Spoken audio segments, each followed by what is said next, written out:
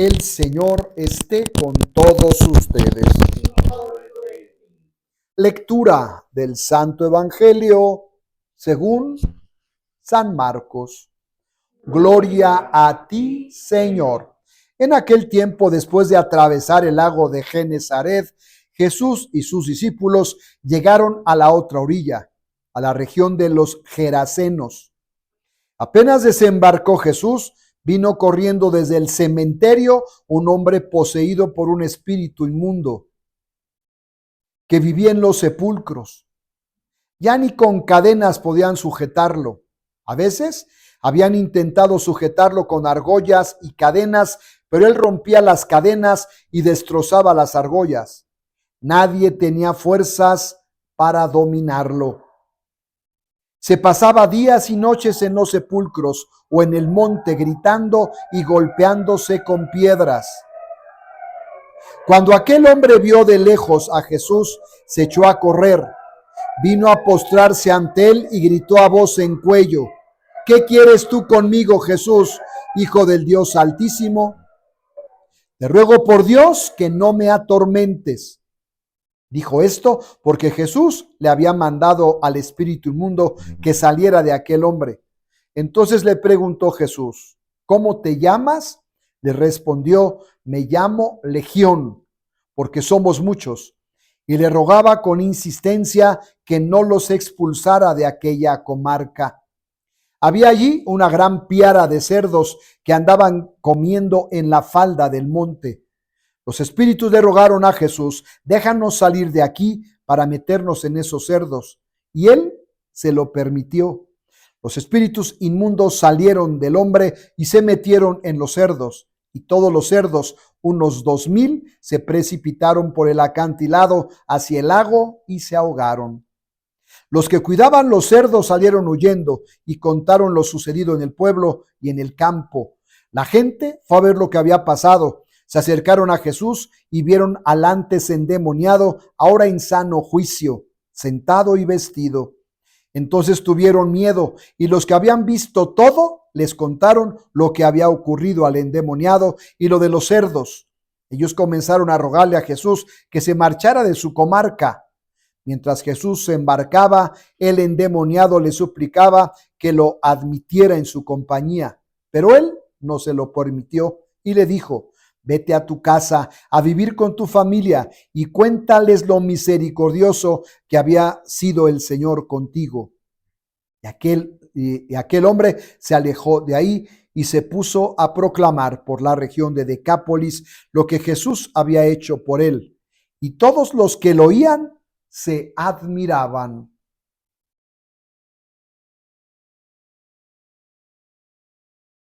Palabra del Señor.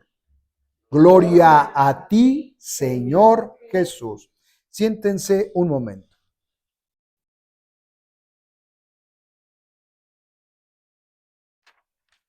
El capítulo 11 de la carta a los Hebreos nos muestra, nos revela, nos presenta hoy todo lo que pudiéramos hacer si tuviéramos fe. Fíjense la clave. Todo lo que pudiéramos hacer si tuviéramos fe. Recordamos el concepto de fe que la semana pasada nos había regalado el mismo texto. Capítulo 11, del 1 al 2. La fe es la forma de poseer ya desde ahora lo que se espera, dice la carta a los Hebreos. Y en un segundo concepto dice: y de conocer las realidades que no se ven. Y entonces empieza a hacer es aquella alabanza, ¿verdad? Aquellos que en la historia de la salvación han vivido la fe. Repito la definición: forma de poseer ya desde ahora lo que se espera, y de conocer las realidades que no se ven. Y decíamos este día, el sábado pasado: yo sé que estás ahí, no te veo, pero sé que estás ahí. Creo que estás ahí. No te veo, no te escucho, a veces no te siento, pero sé que estás ahí. No te huelo, a veces no te pruebo, pero sé que estás ahí. Cuando hacemos este ejercicio todos los días del arriesgarme a creer, es decir, a tener fe, frente a un mundo que hoy se jacta de todo, de tenerlo todo, saberlo todo, menos de creer en Dios y lo que implica Dios y las cosas de Dios, etcétera. Y hoy el texto nos va desglosando, fíjense, todo lo que podemos hacer, dice el texto, para seguir hablando sobre el poder de la fe. Me faltaría tiempo si tuviera que exponer en detalle lo que hicieron Gedeón, Baruch, Sansón, Jefté, David, Samuel y los profetas. Por su fe, vayan enumerando. Por su fe, ellos conquistaron reinos. Uno dice, ¿eso se puede hacer con la fe? Claro. E hicieron justicia. Lograron que se fueran cumpliendo las promesas divinas. Cerraron las fauces de los leones. Dominaron la violencia del fuego. Se salvaron del filo de la espada. Vencieron las enfermedades. Fueron valientes en la guerra y pusieron en fuga a los ejércitos extranjeros. Híjole. Fíjate, a final de cuentas, absolutamente nada de lo que pudiera ser obstáculo para caminar en los caminos del Señor, absolutamente nada de lo que podía ser un pero para poder expresar, vivenciar mi fe, me puede atorar. Porque la fe se encarga de destruir todo esto, de aniquilar todo esto, de pasar por encima de todo esto, pasar por el lado, por debajo de todo esto, para no ser tocados y al mismo tiempo ir realizando el plan, el proyecto de Dios en las vidas, en nuestras vidas. Conquistaron reinos e hicieron justicia. Importante. Lograron que se fueran cumpliendo las promesas divinas.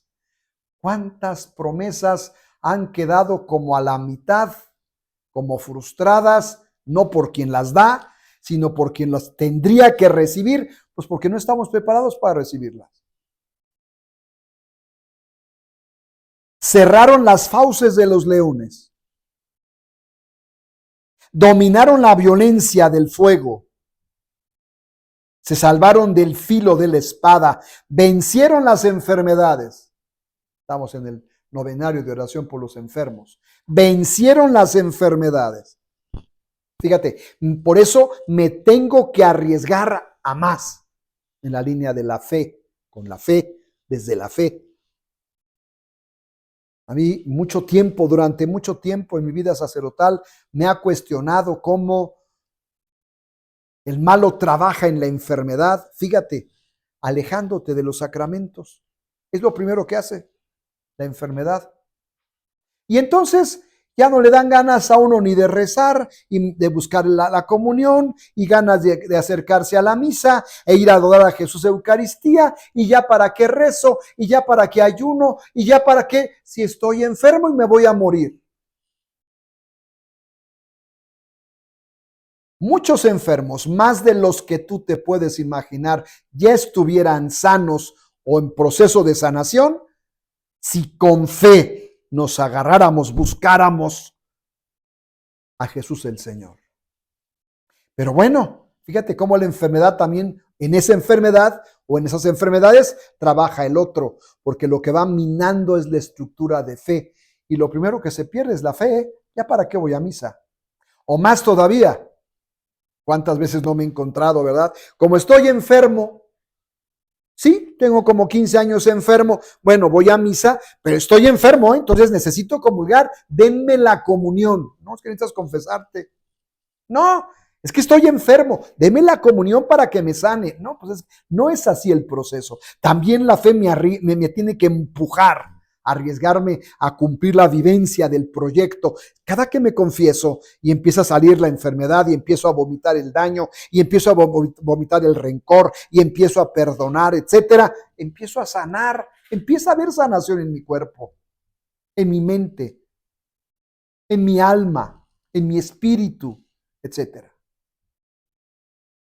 Por la fe, dice el texto, vencieron las enfermedades, fueron valientes en la guerra y pusieron en fuga a los ejércitos extranjeros. Tú lees el texto y cada cosa de la que nos va narrando los hechos, en la carta a los hebreos, vas diciendo, ¿todo esto se puede hacer con la fe? ¿Todo esto puede suceder con la fe? Sí, claro.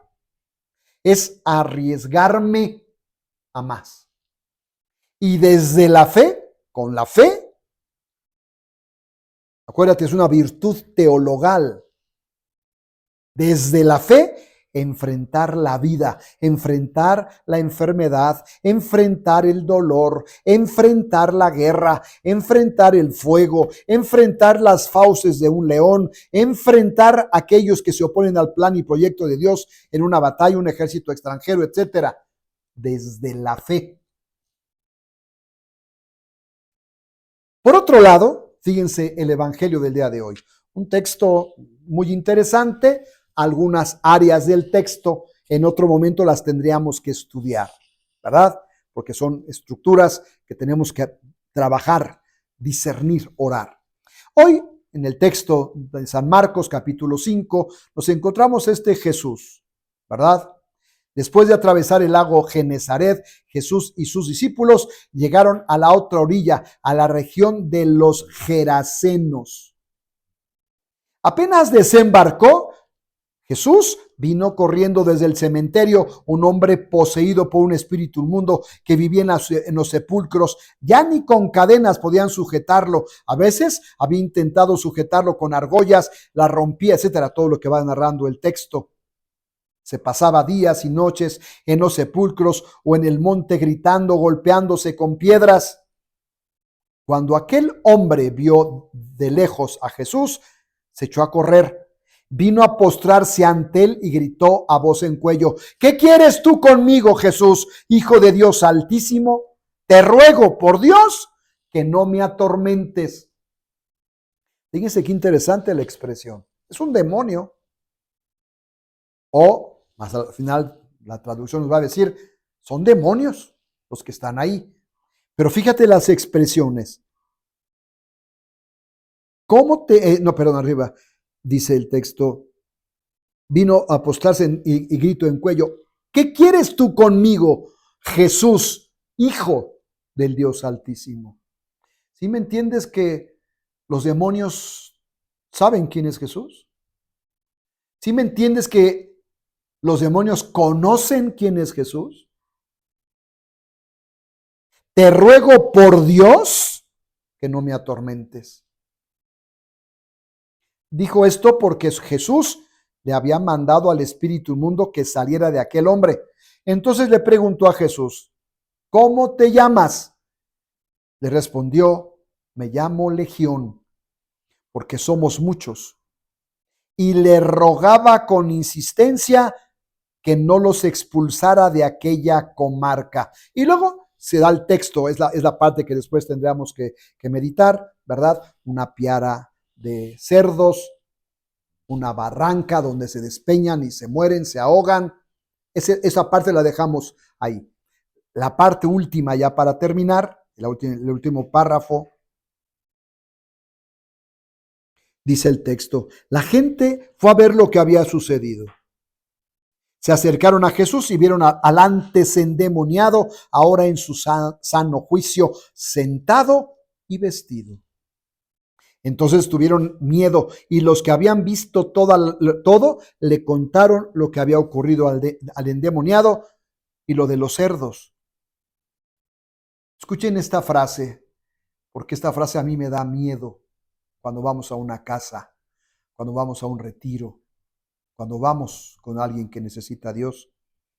ellos comenzaron a rogarle a Jesús que se marchara de su comarca.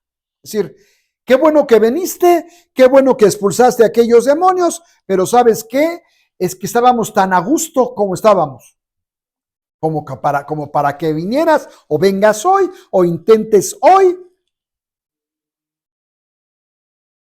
dejarnos como que sin nada, ¿verdad? Como sin lo otro, como sin lo que nos hacía daño o sin, etcétera.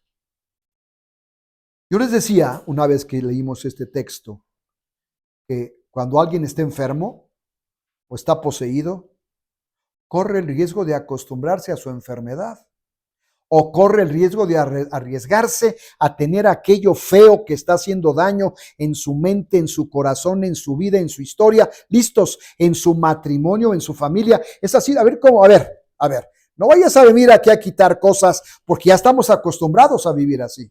Ya estamos felices, nuestro matrimonio y yo, sí, con situaciones graves, pero los dos estamos de acuerdo. En la familia vivimos situaciones gravísimas, pero así estamos bien. El riesgo en la línea del pecado y de las obras del malo es acostumbrarnos, tan acostumbrados que estos de esta comarca mejor le dijeron a Jesús, ¿sabes qué? Mejor vete de aquí ya. El texto dice, le rogaban a Jesús que se marchara de su comarca. Déjanos, por favor. La segunda parte y del discernimiento, fíjense, mientras Jesús se embarcaba, el endemoniado le suplicaba que lo admitiera en su compañía.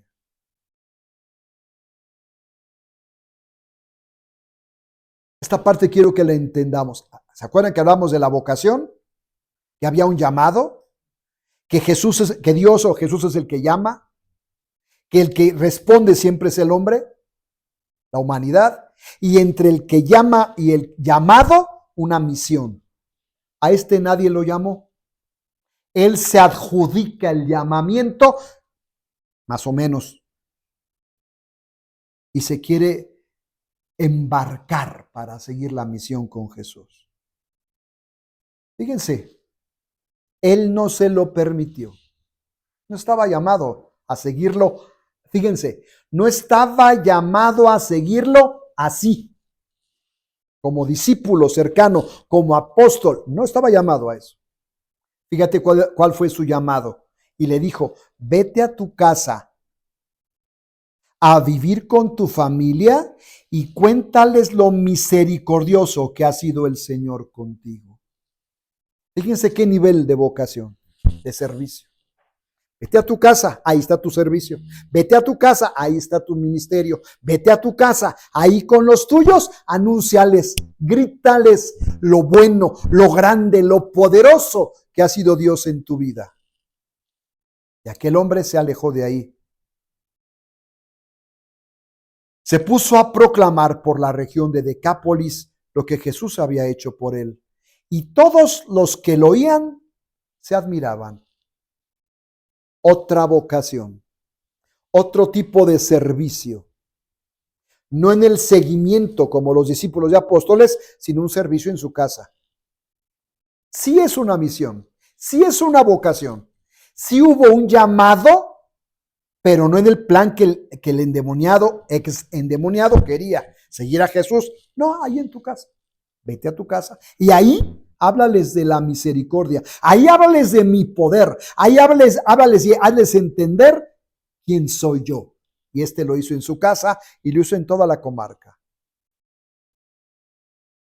Yo quiero invitarlos a abrir su corazón. Primero, cuidado.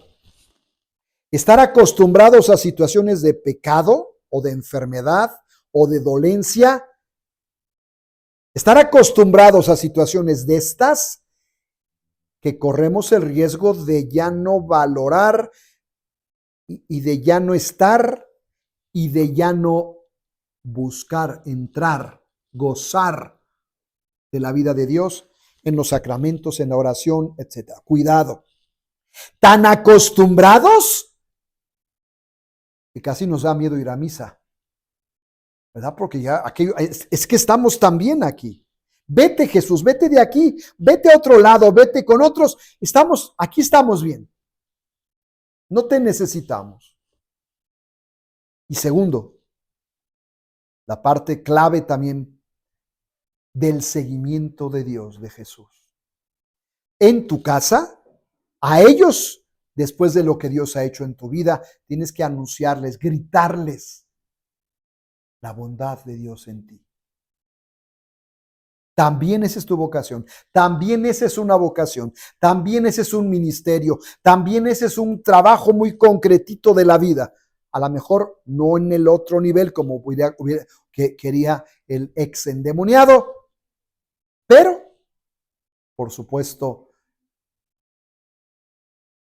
en el camino del Señor, caminar muy de cerca. Vamos a pedirle al Señor que nos dé su gracia, ¿verdad? Que nos ilumine y que por su fuerza, la parte más importante, que nos ilumine de tal manera que nos arriesguemos a seguirlo. Ahí está, Señor. Ahí estás, tú eres poderoso, tú eres santo, tú eres rey. Si estoy enfermo de cualquier enfermedad, novenario de enfermos que estamos haciendo. Si estoy enfermo, pero tú eres más que mi enfermedad. Yo sí estoy enfermo, pero tú eres más poderoso que cualquier enfermedad. Si estoy enfermo, la enfermedad muy grave, gravísima o menos grave, lo que quieras, pero tú eres santo, tú eres rey y tú eres médico de cuerpos y almas. Sáname, creo, hago un acto de fe que tú me puedes sanar. Amén. Padre, Hijo, Espíritu Santo. Amén.